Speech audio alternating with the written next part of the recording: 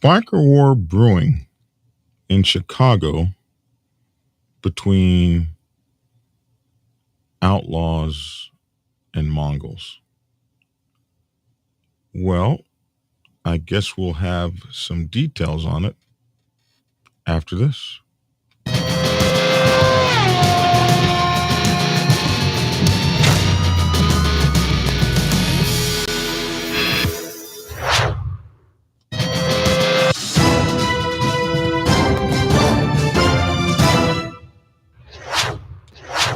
Wow, man.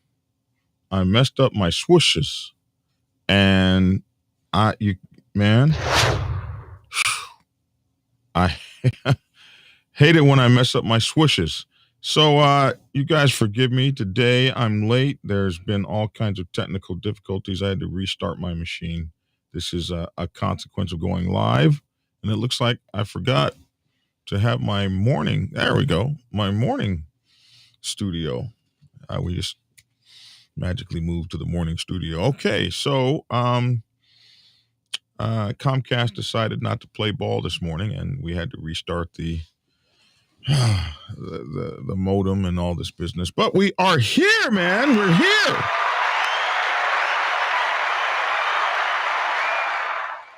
All right, interesting story in Chicago Sun Times this morning. And I will read it to you and then give my reaction. So the interesting title here. Let me share this screen with you guys real quick. Boom, boom, boom. There we go. So you get this cover here. Interesting cover. Shows Mongols, Illinois, and a couple of guys. And the underlying caption: members of the Mongols Nation Motorcycle Club gathered in December 2020 after expanding into Chicago, the turf of the rival Outlaws Motorcycle Club. And then the caption or the heading: Biker War Brewing in Chicago as Mongols Nation pushes into Outlaws Motorcycle Club turf. And then it goes on to say 5 people were shot last weekend at the Southwest Side Bar amid escalating violence between the rival biker gangs. There's a lot of bad blood brewing out there, one biker says. And you guys might be interested at knowing who that one biker is. After years of relative peace, Chicago's infamous Outlaws Motorcycle Club once again. Did I lose my place? After years of relative peace, Chicago's infamous Outlaws Motorcycle Club once again is at war with a rival group, according to cops and bikers. Cops and bikers. Kind of almost like, oh, I said I was going to read it first. So let me just read it first. This time they say it's with the Mongols Nation Motorcycle Club, which has been making an incursion into the Outlaws Chicago turf. Early on November 6th, 4 Outlaws members and a member of the Mongol Nation Motorcycle Club were shot at a bar in Archer Heights on the southwest side, where the Mongols were celebrating a birthday, according to Chicago police reports. As many as 20 outlaw members walked into the bar at 5147 South Archer Avenue near Midway Airport looking for payback for a shooting last year, a law enforcement source says. According to police reports, the Mongols shot one of the outlaws, a 35-year-old suburban man, in the left elbow. That man and a high-ranking outlaw also had been shot on February 27th, 2021, during a brawl with the Mongols in Brewing. Oh, so that poor guy got shot twice. One of those guys got shot twice. Damn. I think I might have been out the first time. But anyway, this is a picture here for my listening audience. They are showing this picture. The capture is Looks like a front door. Maybe it's the bar. The Southwest Side Bar, where members of the Outlaws and Mongols biker clubs were involved in a shooting November 6th. The Chicago Police Department has since shut down the bar. I didn't know the police department could shut down a bar, but I've heard Chicago has got a whole lot of communist stuff going on over there. This is just what I've heard. The police come shut your bar down? An orange closing notice is next to the door. So for my listening audience, this is a picture of the front of the bar with the orange. I guess you guys got 10 days to shut down and get out of here notice. Poor bar owner. You know, somebody shoots up in your club and your bar gets shut down and you ain't shot one bullet. That's America, or maybe that's Chicago, and they call it California. Is there a commie go? How do you Chicago commie? Interesting. Most of the bikers who were shot November 6th weren't seriously injured, but a 56-year-old Outlaws member, a convicted killer, was left in critical condition after being shot in the chest. A 51-year-old Bridgeport man, the only Mongol member wounded, was shot in the right arm, according to police reports and court records. Yeah. Most of the bikers shot were not seriously injured because we're all 50-something and 60. We should be sitting down. I'm glad most people were not seriously injured. After the shootout, people in the bar cleaned up the evidence, including shell casings, according to law enforcement source, which it happens. The wounded bikers haven't cooperated with detectives. No, because they're one percenters. What are they going to do? Walk in and Although that has happened too. The wounded bikers haven't cooperated with detectives, and no one has been charged, according to the source, who says no guns were found at the bar. No, they just spontaneously, what's that word for people that just combust? They spontaneously combust. You know what spontaneous combustion is? Maybe these guys just had spontaneous gun wounds. You're just walking down the street and you erupt in a gun wound. I understand. Based in California, the Mongols arrived in Chicago in the past few years, antagonizing Outlaws members who consider their city their territory. Before the 2021 shooting in Brewing, the Mongols paraded their motorcycles around the Outlaws' South Side Fortress at 25th Street and Rockwell Avenue in an act of provocation, law enforcement says. And so this next picture, for my listening audience, is a picture of what the caption says: the Outlaws Motorcycle Club Southside headquarters at 25th Street and Rockwell Avenue. Okay, so that's what this is. It's a brick building, with it's an old brick building, like it's not a red brick building, more like a orangish brick building, kind of, or faded red, right? With the emblem on it, and it says Southside, which it's interesting. There's no other graffiti here. So it lets you know that ain't nobody painting on their stuff. Chicago police officers have been warned to watch out for retaliatory violence since the shooting at Archer Avenue Bar. On Tuesday, the police department closed the bar as a public safety nuisance. Aha. That's the reasoning. They call you a public safety nuisance. And under city ordinance, that bar will remain closed for up to 6 months. Just, long enough to put the owner out of damn business. Who can go 6 months? Of course, COVID taught us that we can do a lot. But anyway, for up to 6 months, the owners can work out a plan to improve the safety in the bar, and then maybe they'll let them open again. The owners couldn't be reached. The business listed on the police shutdown order is Tony O's Studio 31 Lounge, but the signs outside say Bar 171. And then this is a related story about when the bar was actually shut down. Maybe I'll go check that out a little later.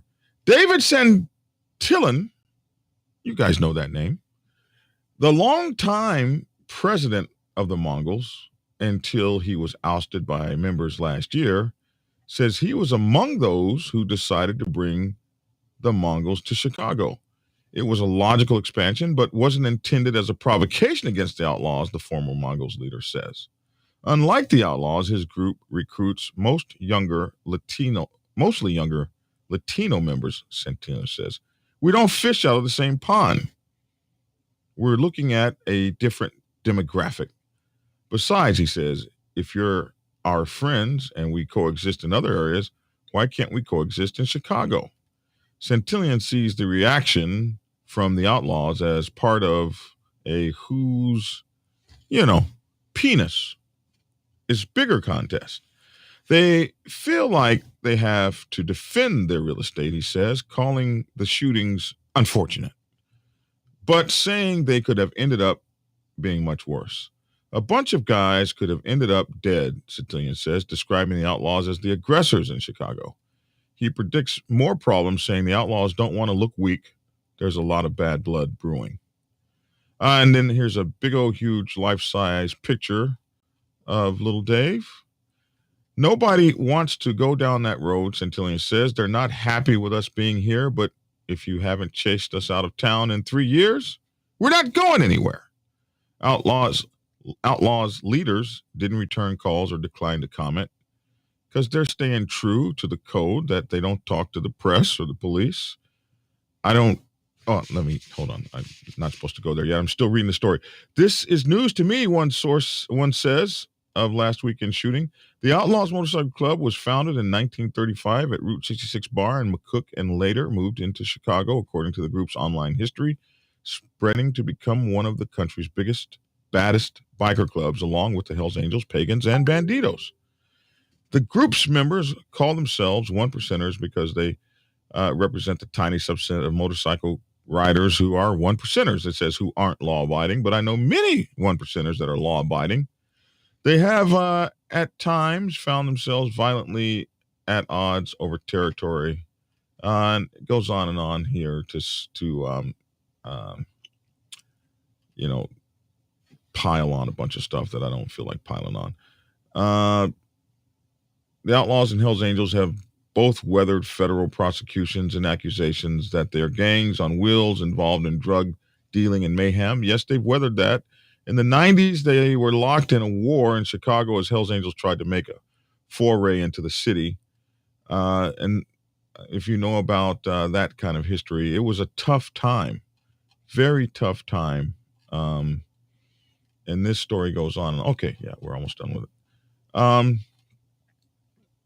So it talks about the bombings and shootings, and you guys can look that up. The Mongols share a hatred of the Hells Angels, with whom they fought at Laughlin, Nevada casino in 2002. So this goes on. It doesn't really talk much about this stuff up here. So how they do that in the stories, because there's a lot of money to be made. My thing is this. I don't know if there's a war or not, if there's a war brewing or not. It sells a lot of papers, and it makes great stories.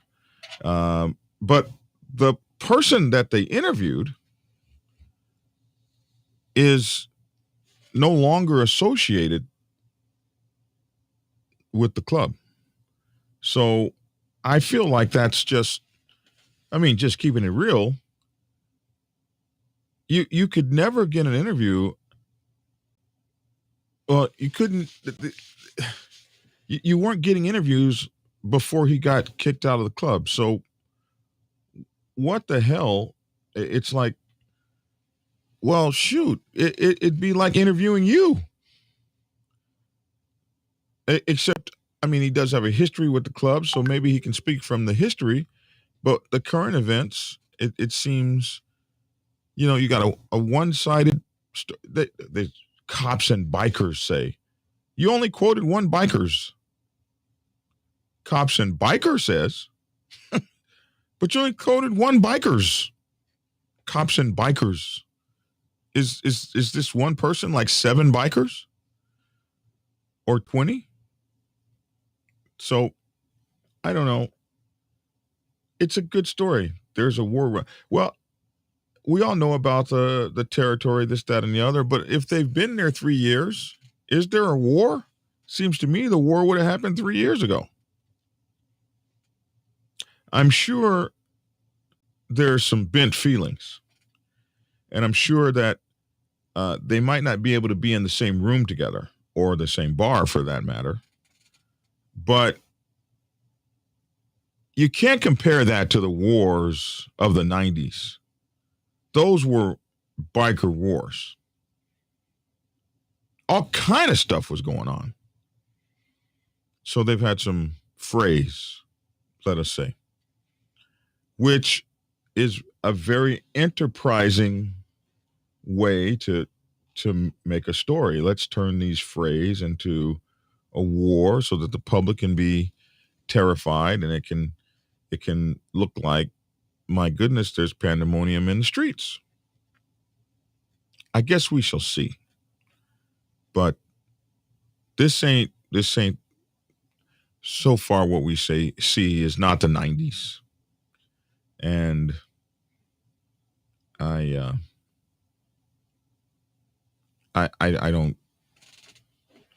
haven't heard of it. No war going on up there. And I'd be hearing a lot. Who knows? A war. But it seems that interviewing a person that is not relevant on the scene anymore, and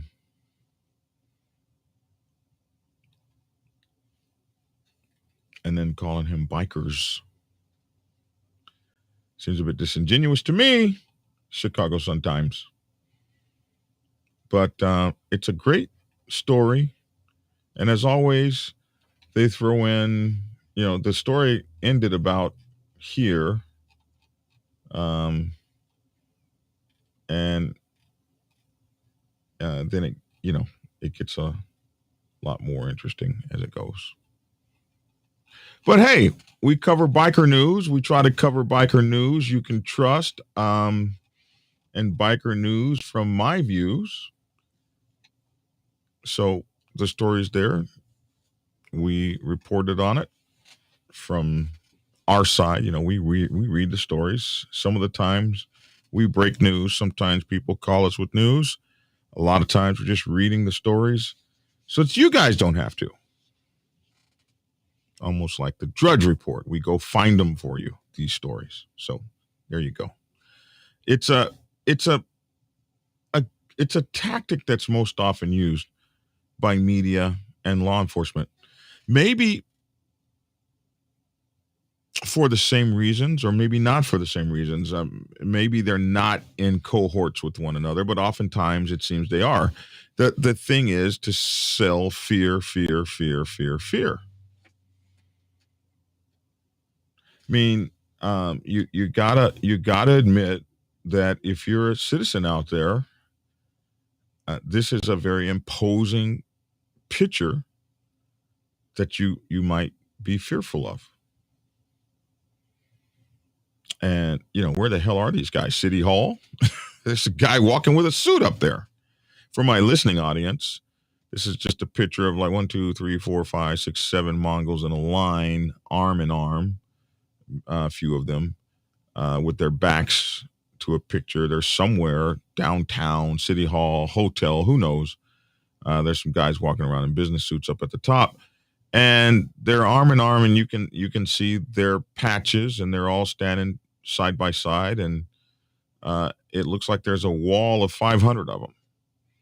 And yeah, that can be imposing and intimidating if especially for a civilian. And so that's the picture they portray as they talk to you about a biker war.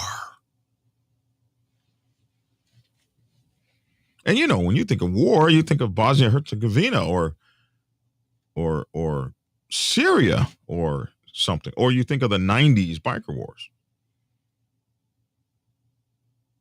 Fracas or a fray in a motorcycle or in a bar that might be a biker bar or something. That's that happens all the time, and I don't think that necessarily indicates a war.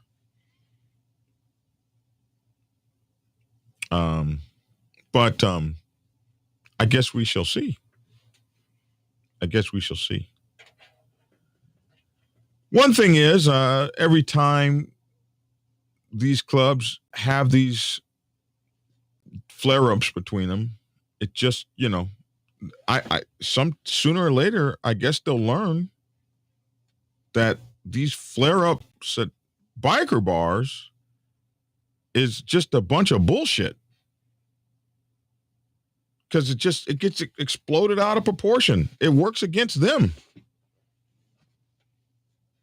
What they probably should do, like we used to do when I was a kid, you couldn't call them, they're not gangs by today's standards, but I was with a group of thugs running around when I was younger. And when we didn't like the other side, and you guys are going to think this is funny. Growing up in Oklahoma City, we would go down, we would gang fight at the Board of Education. We'd go down to the Board of Education parking lot. Meet at 10 p.m. We had rules too. Chains, knives, bats, no guns. We was going to get it on. And the reason we used the Board of Education parking lot, because it was huge. There was all these ways into it and all these ways off of it. This grinder, this huge parking lot. I go back now and I laugh. I hadn't seen a huge parking lot in Oklahoma after I started traveling around the world. Now that's a huge parking lot.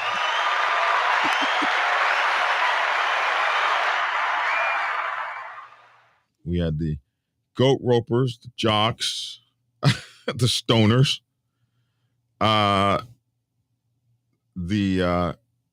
these groups.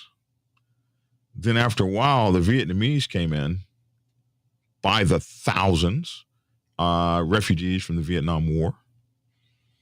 And so they had their group. Then there were the Native Americans that had their groups. We called them Indians at the time.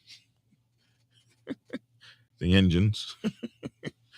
Each group had its own gang. The Vietnamese were all driving brand new Trans Ams at the time.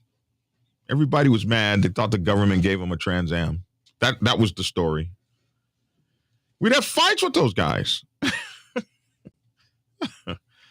And whatever group, you had to face. I was in a group called the Little Dragons.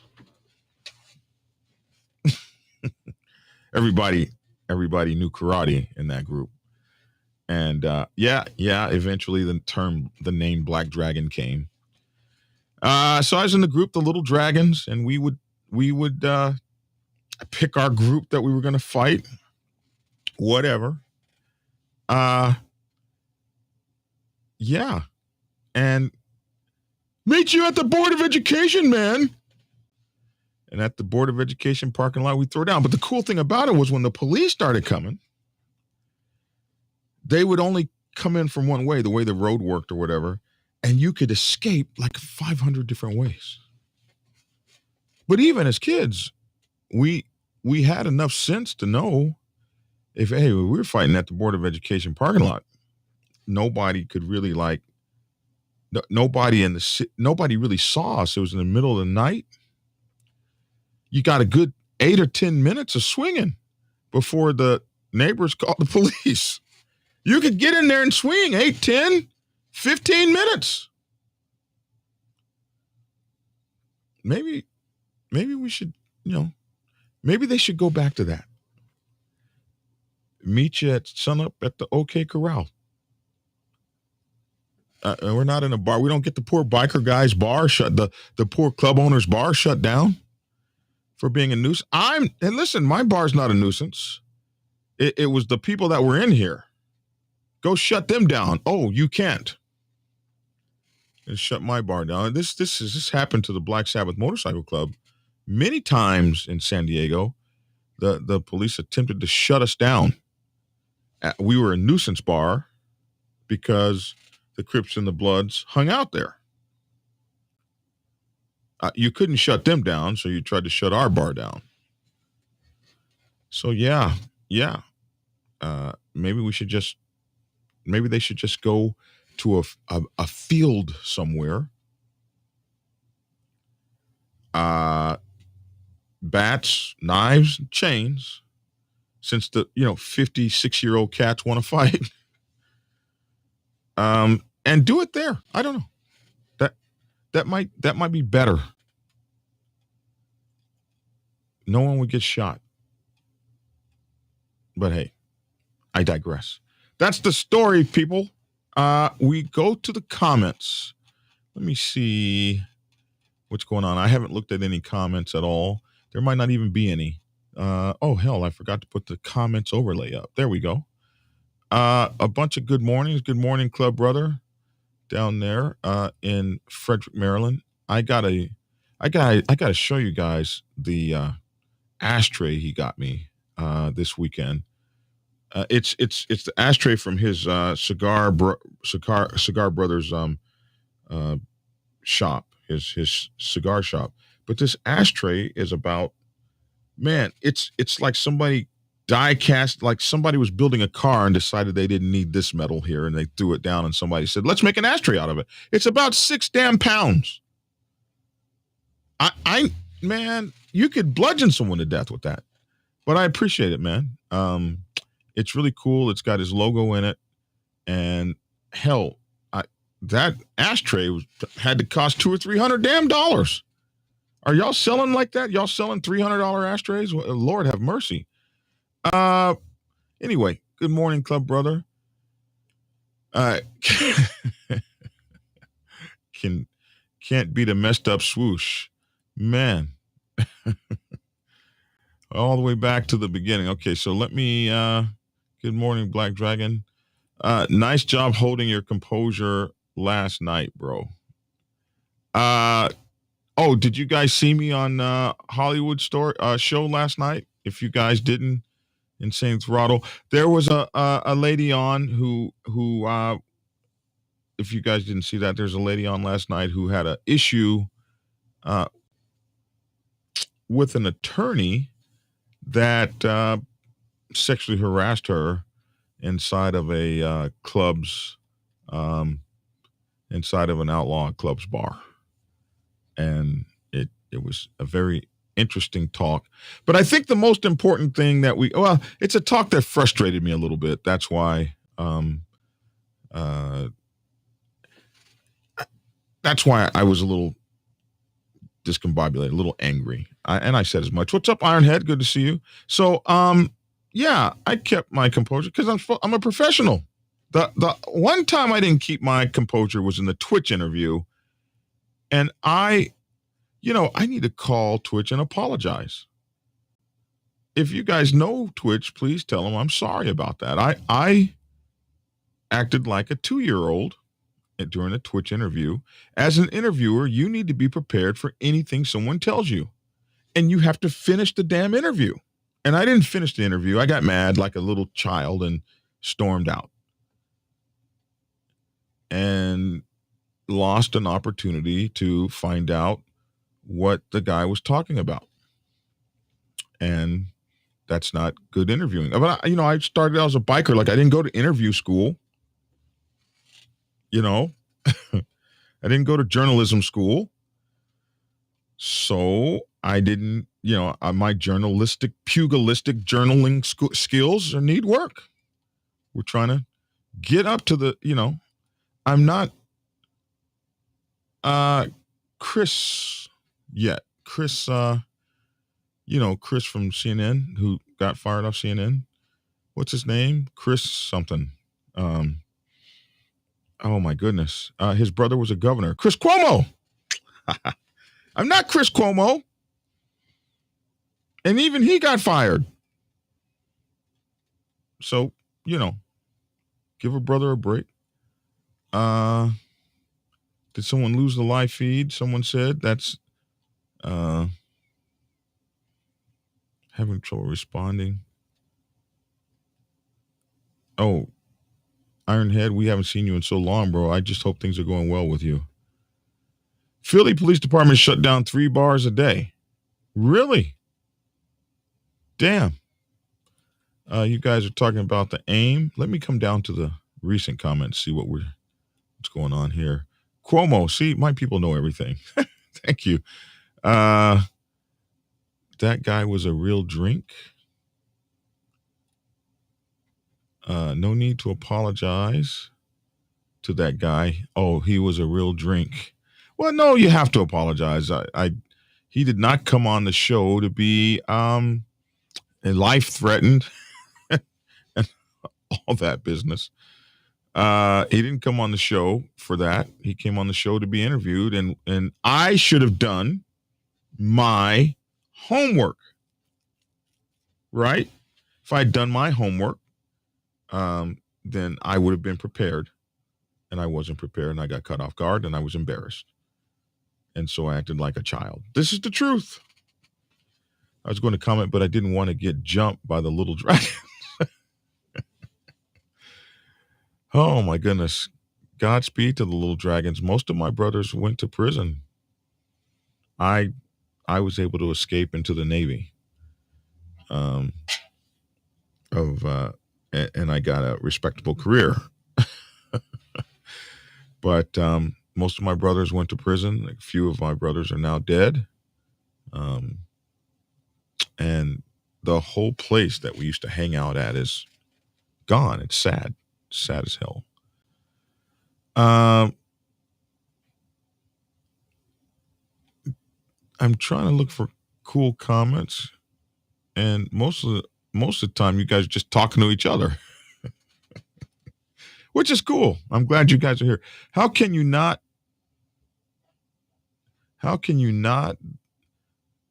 That was dubbed a war.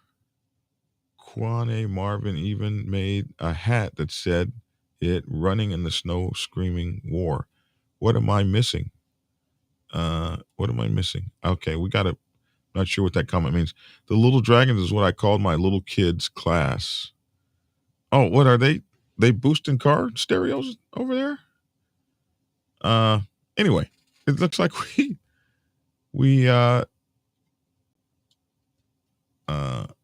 somebody said Oklahoma is a huge parking lot. The Outsiders was real in Oklahoma. Street fights. We used to fight, man. Y'all handled y'all's business at the Board of Education parking lot. That was the spot, bro. That's where you did it. I know it's crazy.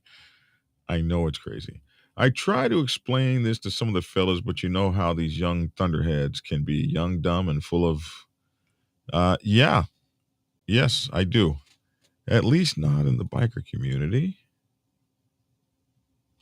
Okay, so I guess my comments are all over the place today. The comment section is all over the place today. Okay, that's cool. I grew up fighting them Asians. Listen, I grew up fighting them Asians in Lowell, Massachusetts. They are no joke. They are no joke.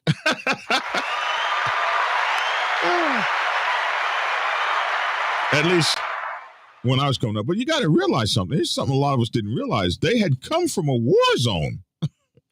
The little stuff we were trying to do was candy to them. They were refugees coming from a war zone. They were ready for your ass, I promise. It's funny now, all those guys own their own businesses and stuff. Now, 35 years, 40 years now in Oklahoma. They've got a whole Vietnam town and all of that. I'll never forget Ho Daddy. His last name was Ho. Ho Daddy bought, we used to call him Ho Daddy. And he bought the store we used to hang out at. He started there working as a stock boy, like many of us. He wound up buying that store and 7 others. He was amazing. And then Twan owned Twan's motorcycles, and then he later Twan was a motorcycle repairman in Vietnam. He came over and started Twan's motorcycles. He used to fix my motorcycles all the time. Then the next thing I know, about after I joined the Navy, he had Twan's IT store and Twan's computer store, and Twan just twanned it on up, man. Oklahoma was a good place for those dudes. G Productions says Mongols and Outlaws used to be cool. I thought pagans too. Now it seems to be pagans and Mongols versus everyone else. I don't know about. And everyone else, 81 and bandits together, 15 can handle their own. I know that. You know that. Yeah, I don't know who gets along with who. It seems a daily basis that somebody ain't getting along with somebody. The only Asians in my mother's hometown way back in the day were Southeast Asians. Filipinos were a couple of them. But now everybody is everywhere. And motorcycle clubs should know that. I don't know if you're going to stop any motorcycle club from growing without having a war. And so with all the stuff that's going on with the surveillance equipment and all this stuff they got and all these laws, I think that all clubs and organizations like them better change.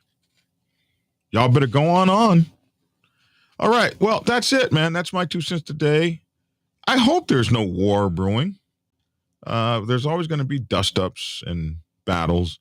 You know, you got men with testosterone and they need to get it out. And then, you know, they may have business interests or whatever. Who knows, you know, how they handle their business. I don't know how they handle their business, but they may have business interests and stuff. So there's going to be some natural infighting and sparring between clubs. Whether that breaks out into a war, whether there's a war imminent or not, I just think that's a lot of conjecture, especially if you're going to, you know, call someone that's no longer in the chain of command and no longer relevant and use that person's story and call that cops and police and bikers say there's going to be a war. They didn't even quote him as saying there's going to be a war. So it's an interesting story. And I'm sure it sold a lot of commercials. So there it is. Anyway, check us out Monday through Friday and on the weekends because we produce new content every day. My new channel, MC Protocol 101. In the MC Protocol 101 channel, all we do is MC Protocol, especially for new guys just coming on. You know, there's no news and all that stuff over there. It's just MC Protocol 101. How to do this, how to do that, how to do this, how to do that, how to do this, how to do that. The way that we 99%ers do it.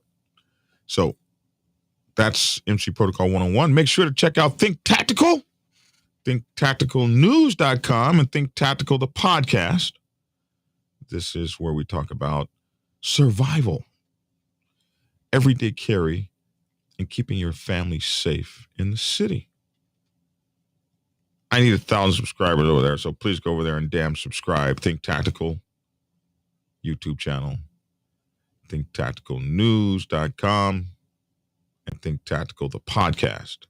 Go check me out over there and give me a like, subscribe, and a follow. And MC Protocol 101, MC Protocol 101, 3 different words, 3 MC Protocol 101. And we would absolutely appreciate you. Like, share, and subscribe to this show. You can get my books, The Prospects Bible, Sergeant at Arms Bible, President's Bible, Public Relations Officer's Bible, all available on Amazon Kindle, or you can order them locally at blackdragonsgear.com.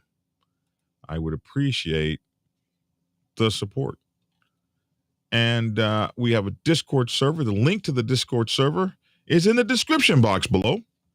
Please join the Discord server and come hang out with us. The Dragon's Lair Motorcycle Chaos is the name of our online podcast, as well as Think Tactical. Don't forget that. And you can reach me if you need to at Black Dragon at blacksabbathmc.com. If you're interested in advertising your business, holler at me. and check out our demographics. All right, my man. That's that. Someone said be patient with him. Let's see. Am I missing something? Somebody said nobody hits the like button anymore. Yeah, they don't like me no more. They just watch and hate. Happens. Let me see here. Was gonna be in a gang. Was gonna be a gang war in Houston behind Takeoff's passing. Heard in the barbershop. Houston was on lockdown. Was Takeoff in a gang? I just thought he was an artist. So why would there be a gang war for him? Or maybe that would be horrible. But like the other guy, the Nipsey Hussle, was that his name? Like this stuff is crazy, man. This stuff is crazy. I don't know if we're ever going to have peace. Oh man, I want to thank you for your super chat, Outlaw Feminist. I was on the show with her last night over on Hollywoods, and you guys can go check her YouTube channel out, the Outlaw Feminist, and her mission to stop women from being predatored against, stop predators and stuff from hurting women, which is her mission. And she can better explain it than I can. So, but her mission, they call her Blue, and her mission, the Outlaw Feminist, is to bring awareness to a lot of things that go on with women, especially women that are in some of the adult industries, that women that are in the thank you, K. Wayne, preyed upon. I said predator, Don. He said preyed upon. Thank you. Hey, my people know everything. But she wants to also stop human trafficking and assaulting women, says Bear. And she, having been in it's interesting because I learned some things last night.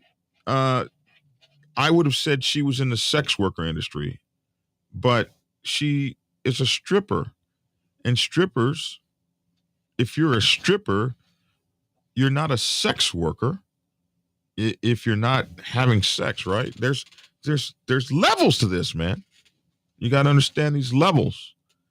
And I think if you're someone who purchases these kinds of services, these kinds of fantasies or whatever, maybe you should know the levels. Is it fair to run your hands all up and down a stripper's body when she's dancing for you in the strip club? Is that fair? Does she sign on for that? Maybe we should do a show about that. There are some strip clubs, like here in Atlanta, strip club capital of America. I think this is like the greatest strip club place in the world. I was like strip club addicted. I had a strip club problem. I was in there like I needed counseling when I first came here 22 years ago and saw my first real strip clubs. I mean, hey.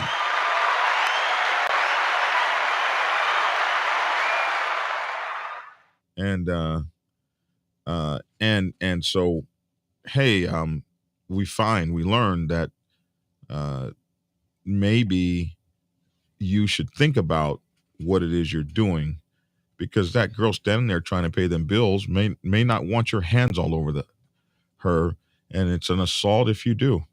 Some thinking that the Outlaw Feminist did, man. And I learned another term yesterday, motorboating. Which I don't understand why you'd call it motorboating. There's no boat there. It's not like you have an outboard. Motorboating. Interesting. I don't know, man. I've lived a sheltered life. I thought I was a biker. I'd seen everything. Braxton says Takeoff was not in a gang or anything like that. He was just a rap artist. They rumored gang war was going to happen in order to get the perpetrator or the ones involved. The police don't need that. They don't need you going out and handling that. All you need to do is tell them who did it. Where was he? Was he killed in Texas? Where they have the death penalty? So that's easy.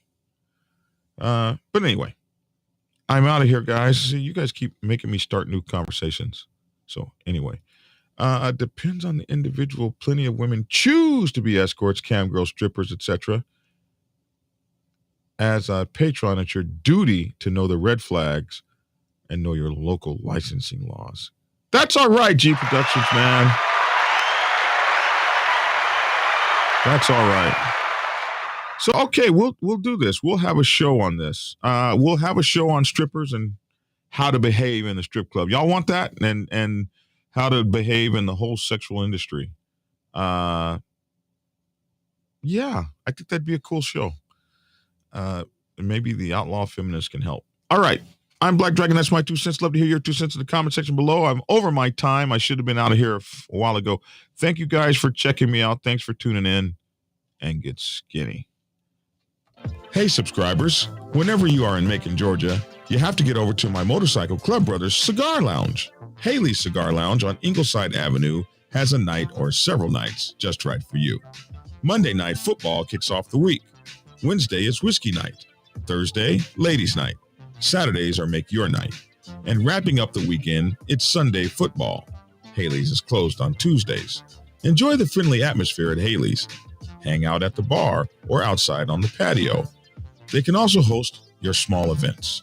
Haley's Cigar Lounge, 2308 Ingleside Avenue in Macon, Georgia. Be sure to tell them Black Dragon sent you.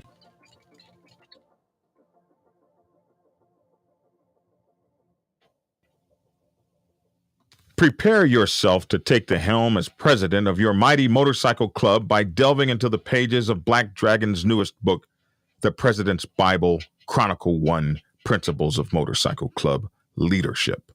There you will learn to advance your skills in applying the 14 scientific principles of leadership similar to those taught to officers in the United States Naval Service.